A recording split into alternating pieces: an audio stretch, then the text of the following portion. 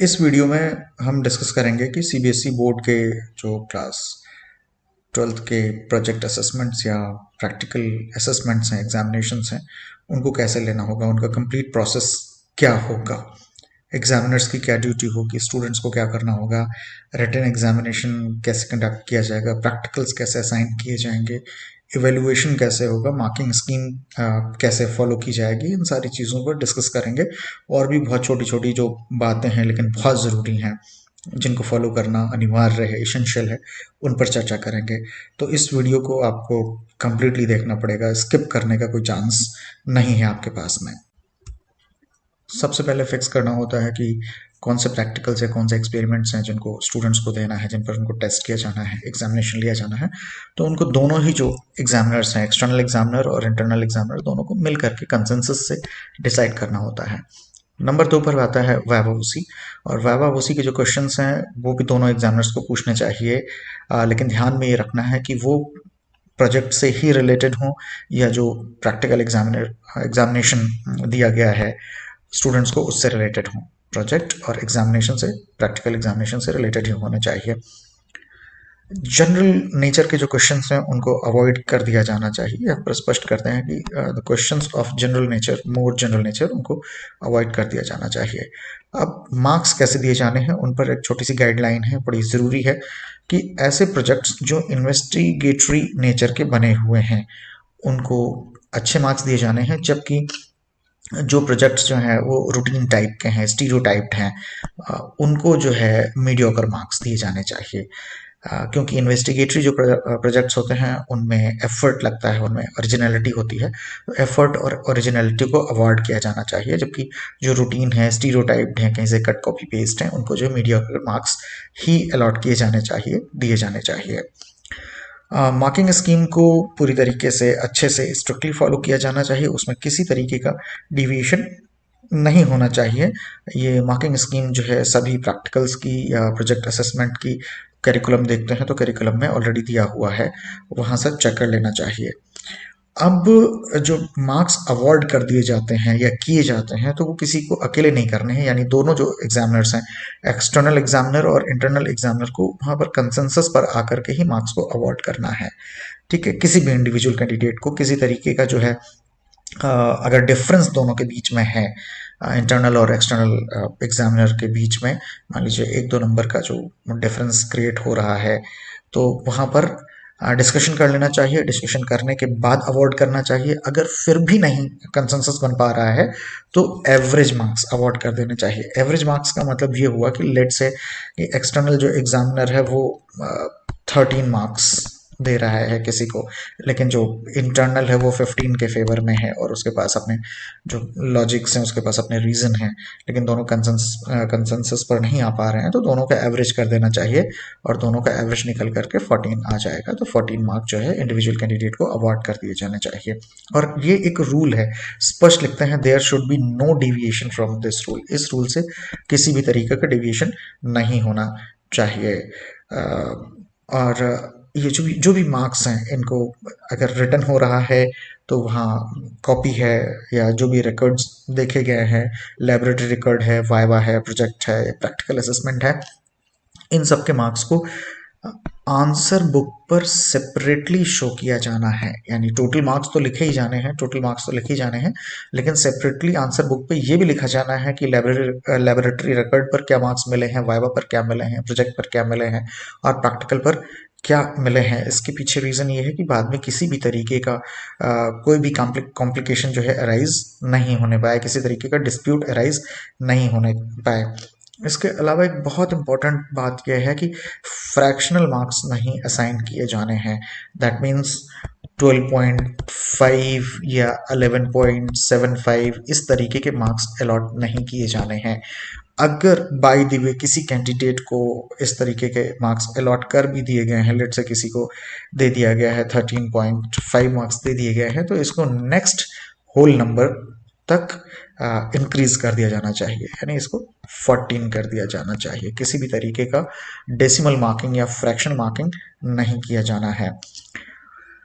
Irregularities नहीं होने चाहिए। अगर किसी तरीके की इरेगुलरिटीज ऑब्जर्व की जाती हैं किसी भी एग्जामिनर के द्वारा, ऑब्जर्वर के द्वारा, तो उसको एग्जामिनर्स रिपोर्ट में मेंशन किया जाना चाहिए और असिस्टेंट सेक्रेटरी कॉन्फिडेंशियल डिपार्टमेंट जो और के हैं, रीजनल ऑफिस हैं, उनको 3 दिन के अंदर, यानी प्रैक्टिकल या प्रोजेक्ट के असेसमेंट के 3 दिन के अंदर ईमेल के थ्रू या फैक्स के थ्रू या स्पीड पोस्ट के थ्रू भेज दिया जाना चाहिए। ये मतलब कंपलसरी है, ज़रूरी है। अगर किसी तरीके की एनॉमली या किसी तरीके की इरेगुलरिटी देखने को पाई जाती है प्रैक्टिकल असेसमेंट या प्रोजेक्ट असेसमेंट के दरमियान। प्रोजेक्ट एग्जामिनेशन और प्रोजेक्ट असेसमेंट के जो मार्क्स हैं उनको अपलोड किया जाना होता है, और ये जो अपलोड किया जाना है, क्या दोनों एग्जामिनर मौजूद होने चाहिए। इंटरनल एग्जामिनर भी मौजूद होना चाहिए, एक्सटर्नल एग्जामिनर भी मौजूद होना चाहिए, दोनों एक साथ। तो सीबीएसई की जो लिंक प्रोवाइड होगी बोर्ड के स्कूल के लॉगिन के अंदर में, वहां पर इनको अपलोड किया जाना चाहिए और तुरंत कर दिया जाना चाहिए। तुरंत कब? प्रैक्टिकल या प्रोजेक्ट असेसमेंट का खत्म होने के तत्काल बाद, immediately after the assessment is over कर दिया जाना चाहिए। सेम डेट, जिस डेट पर एग्जामिनेशन हुआ है उसी डेट पर होना चाहिए, और प्लेस भी निर्धारित है। जिस स्कूल में प्रैक्टिकल या प्रोजेक्ट असेसमेंट कंडक्ट किया गया है उसी स्कूल से बैठ करके किया जाना चाहिए। ऐसा नहीं कि कोई एग्जामिनर कहते ठीक है मैं घर से कर दूंगा, बाहर से कर दूंगा, ये एक्सेप्टेबल नहीं होगा। अब बहुत ज़रूरी है कि सीबीएसई कहता है कि हार्ड कॉपी भी भेजनी है। तो कितनी हार्ड कॉपी? 2 हार्ड कॉपीज जो है, जो अवार्ड लिस्ट अपलोड करी गई है उसकी 2 हार्ड कॉपीज सर्वर के थ्रू ही प्रिंट कर ली जानी है, प्रिंट कर ली जानी है। अब एक को क्या करना है, अच्छा करने से पहले दोनों हार्ड कॉपीज जो निकाली गई हैं उनमें दोनों एग्जामिनर्स के सिग्नेचर हो जाएंगे। इंटरनल एग्जामिनर के भी सिग्नेचर हो जाएंगे और एक्सटर्नल एग्जामिनर के सिग्नेचर हो जाएंगे। ज़रूरी ये है ध्यान देने की बात कि हार्ड कॉपी पर किसी तरीके का करेक्शन अलाउड नहीं किया जाएगा। इसका मतलब है कि जो मार्क्स अपलोड किए जा रहे हैं वो बहुत ध्यान से अपलोड किए जाने की ज़रूरत है। गड़बड़ हो गई तो करेक्शन अलाउड नहीं होगा। अब ये जो 2 हार्ड कॉपी प्रिंट निकाली हैं उनमें से एक कॉपी जो है प्रॉपरली सील करके एक्सटर्नल एग्जामिनर के द्वारा उस स्कूल के प्रिंसिपल या हेड को हैंडओवर कर दी जाएगी, और साथ साथ में प्रैक्टिकल की जो प्रैक्टिकल एग्जामिनेशन या प्रोजेक्ट असेसमेंट की जो कॉपीज हैं वो भी प्रिंसिपल को हैंडओवर कर दी जाएंगी। किसके द्वारा? एक्सटर्नल एग्जामिनर के द्वारा प्रिंसिपल को कर दी जाएंगी। और जो दूसरी हार्ड कॉपी है मार्क्स लिस्ट की, अवार्ड लिस्ट की, उसको जो एक्सटर्नल एग्जामिनर है वो रीजनल ऑफिस को बाय पोस्ट भेज देगा, उसी दिन पर भेज देगा। ये एक्सटर्नल एग्जामिनर को भेजना है दूसरी कॉपी को।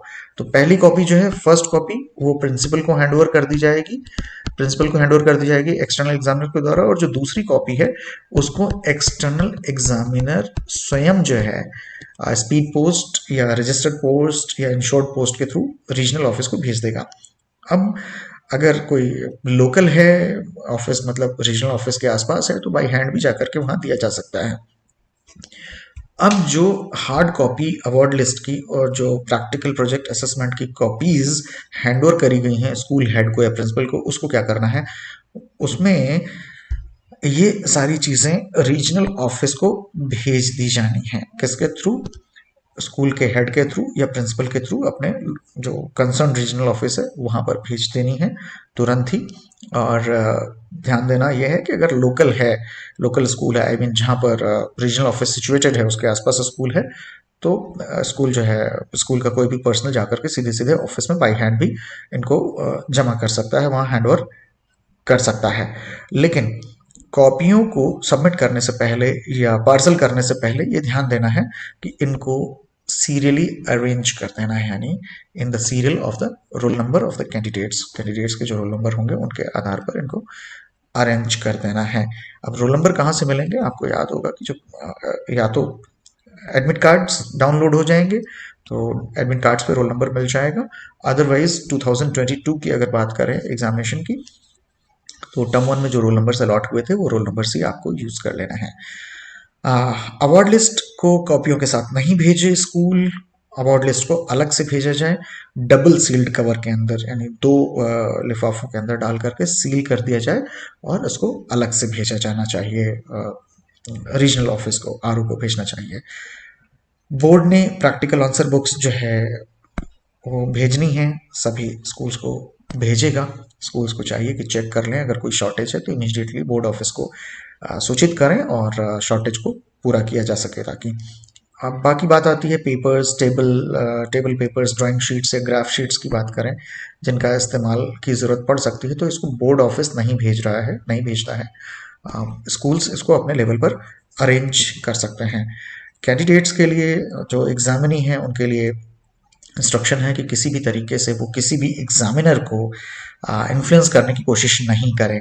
अगर देखा पाया जाता है कि वो किसी भी तरीके से कम्युनिकेट कर रहे हैं एग्जामिनर्स के साथ उनको इन्फ्लुएंस करने के लिए, तो इसको अनफेयर मीन्स में लिया जाएगा, यूएफएम का केस बनेगा और रिपोर्ट में जाएगा। फिर जो भी एक्शन सीबीएसई को लेना होगा वो करेक्टिव एक्शन यहाँ पर या पनिशमेंट का एक्शन जो है लिया जा सकता है। इसलिए किसी भी तरीके से किसी को इन्फ्लुएंस करने की कोशिश नहीं करें कैंडिडेट्स।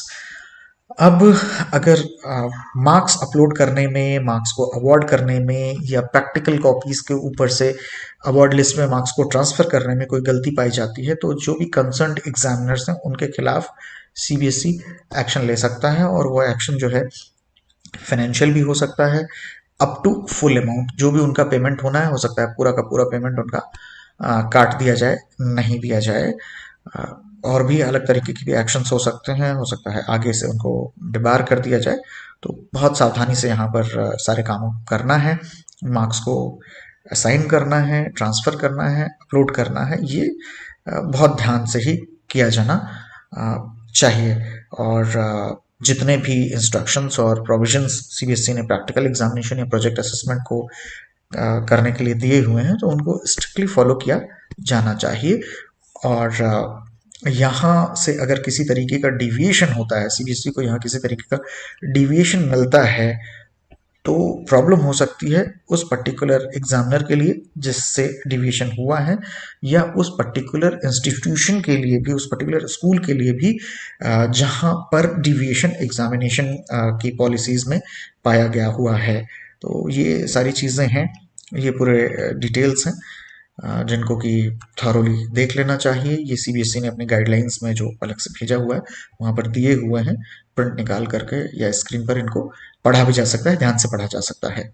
मुझे पूरा विश्वास है कि ये वीडियो प्रैक्टिकल एग्जामिनेशंस और प्रोजेक्ट असेसमेंट्स को कैरी आउट करने में बहुत ही सहायक सिद्ध होगा आप सबके लिए। और फर्दर अपडेट्स के लिए जुड़े रहें, देखते रहें संग्राम सिंह को। Thank you so much. जय हिंद, जय भारत।